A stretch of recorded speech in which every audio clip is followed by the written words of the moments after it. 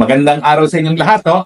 Ito po ang pangatlong episode ng Updates from The Hague. Noong 91 po ng Boneto ay nag-issue po ng order ang Pre-Trial Chamber Order number 1 na inuutusan ang prosecution na ilabas na ang ebidensya laban kay dating Presidente Rodrigo Roa Duterte. Binigyan ng hukuman ang prosecution ng hanggang 4 ng Abril para ilantad ang ebidensya nila na ginamit para makakuha ng warrant of arrest.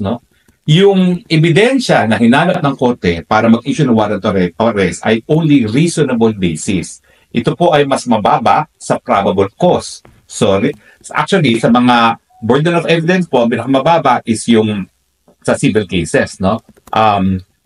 Preponderance of evidence. Pangalawa is, ito na nga po, reasonable basis. Tapos, probable cause. Probable cause na meron kang krimen na nangyari na ang akusado ang posibleng gumawa ng krimen ito, tsaka proof beyond reasonable doubt na kakailanganin para ikaw ay mahusgahan ng guilty.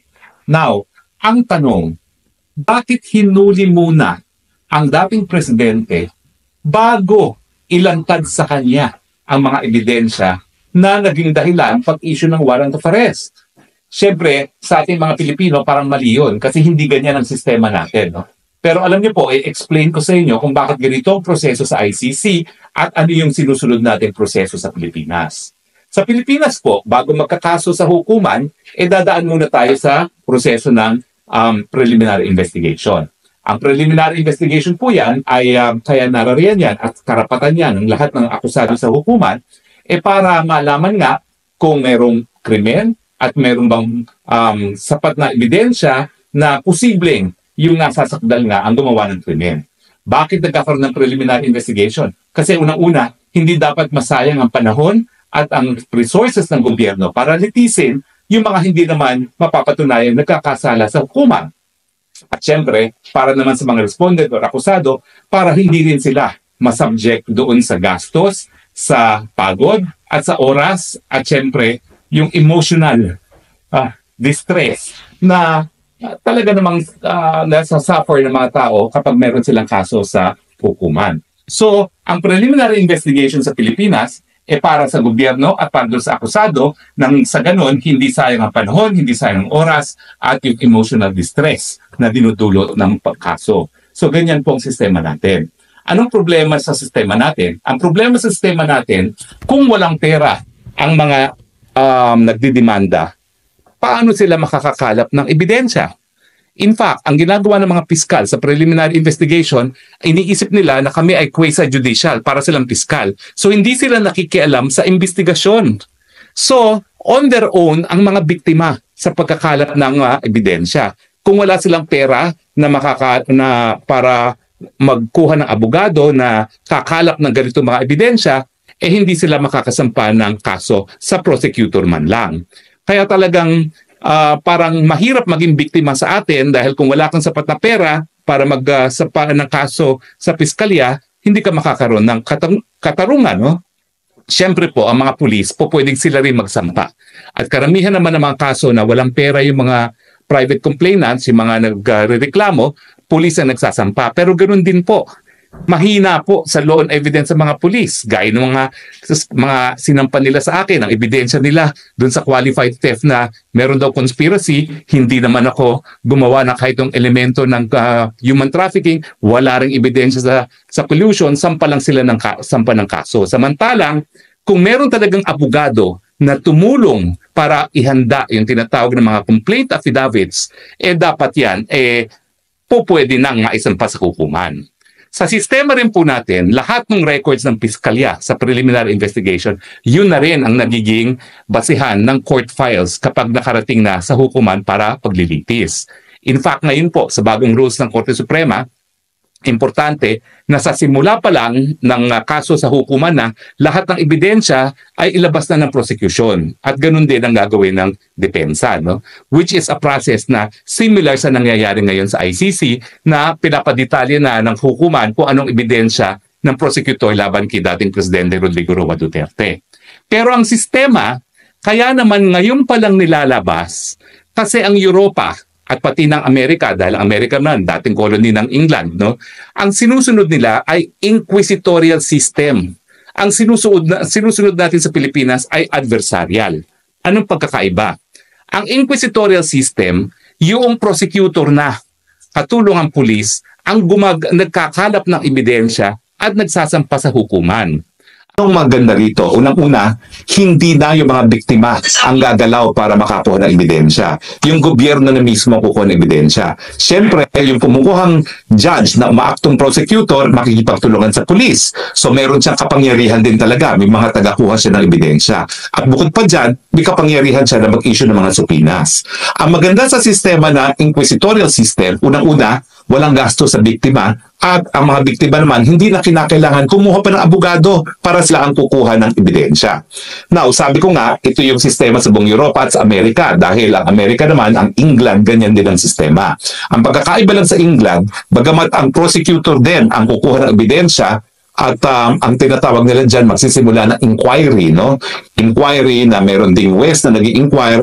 Ang pagkakaiba lang ng England at Amerika, dadalhin pa rin sa grand jury ang ebidensya para magdesisyon yung mga ordinaryong mamamayan kung meron nga sapat na ebidensya para dalhin sa hukuman.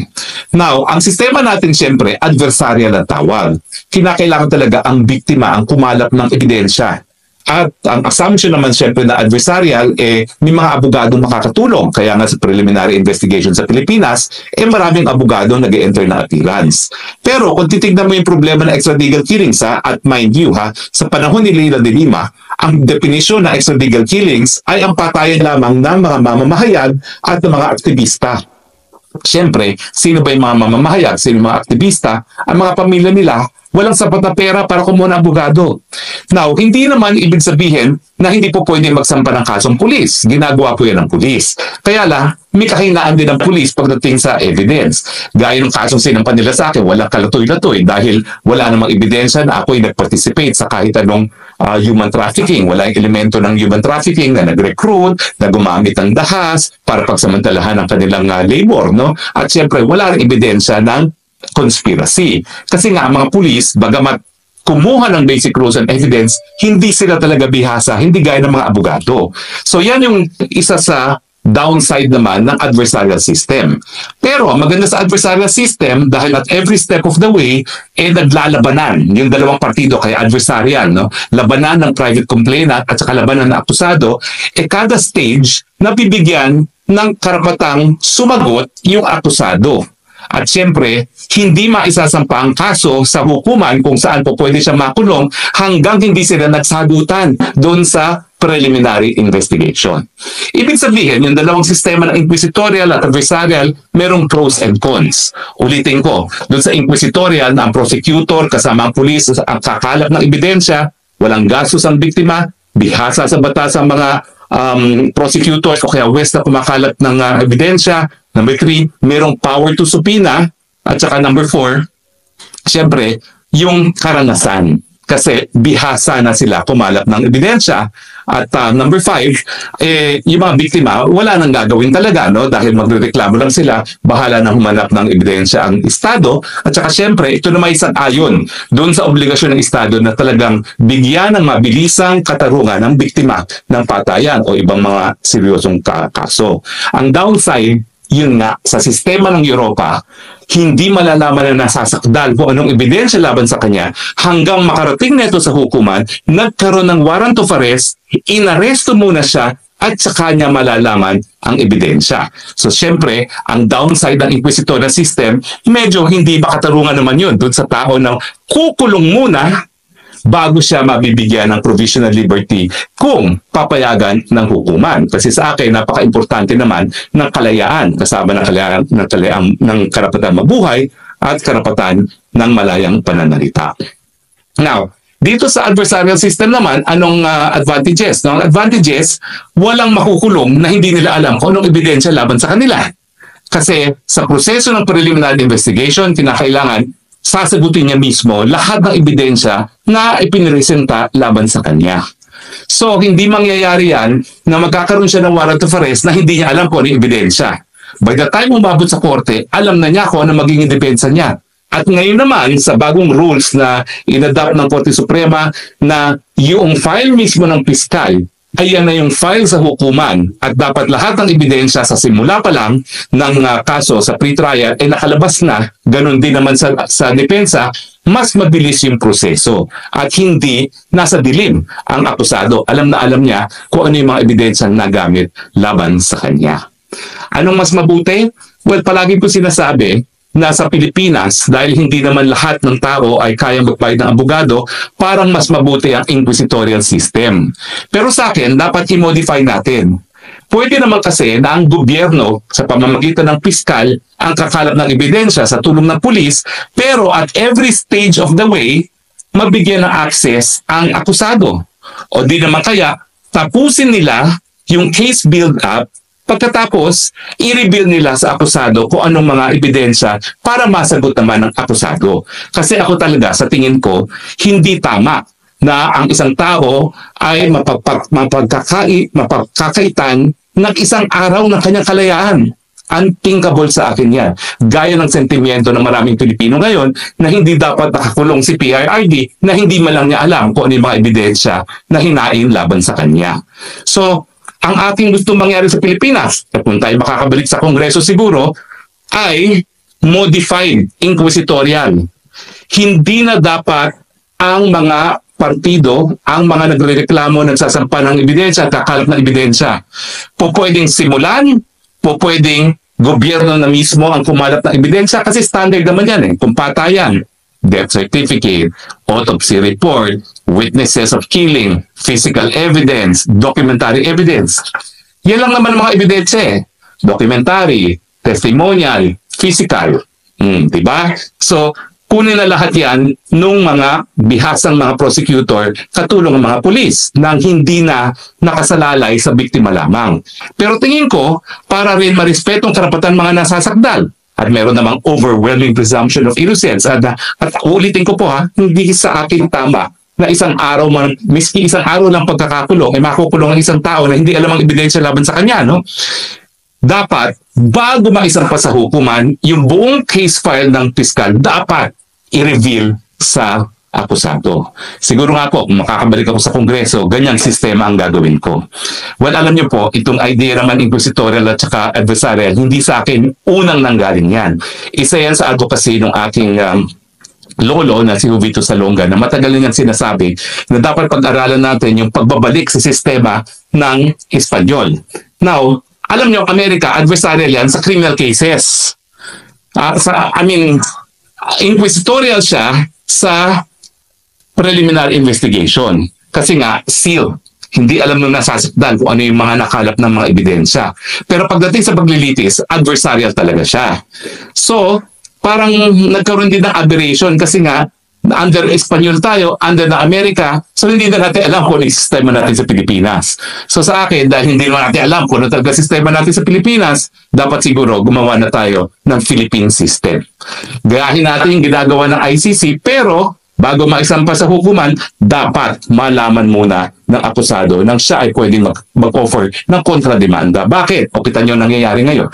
Nagbabayad ang ICC dun sa board and lodging ni Presidente at meanwhile, yung Presidente natin, dating Presidente, ay napakaitan ng kanyang karapatan sa kalayaan na hindi pa man lang nalalaman kung ano ang mga ebidensya laban sa kanya.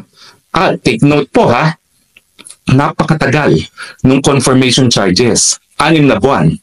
Na-aresto siya Marso, Setyembre pa ang confirmation charges.